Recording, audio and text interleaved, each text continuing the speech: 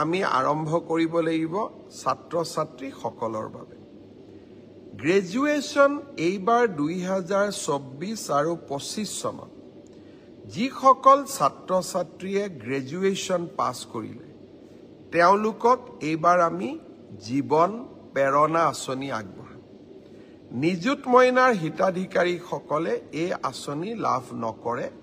আন সকলো যুৱক যুৱতীক এই আঁচনি আমি আগবঢ়াম 1 জুনৰ পৰা এই জীৱন প্ৰেৰণা আঁচনিৰ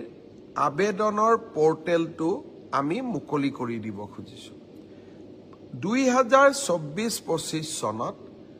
অসমৰ যিকোনো বিশ্ববিদ্যালয় প্ৰাইভেট ইউনিভাৰ্চিটিৰ পৰা পাছ কৰিলে নহব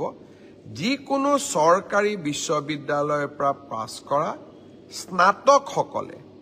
এই জীৱন প্ৰেৰণা আঁচনিৰ বাবে আবেদন কৰিব পাৰিব এই আঁচনিৰ জৰিয়তে আমি কি পাম প্ৰতি মাহত আমি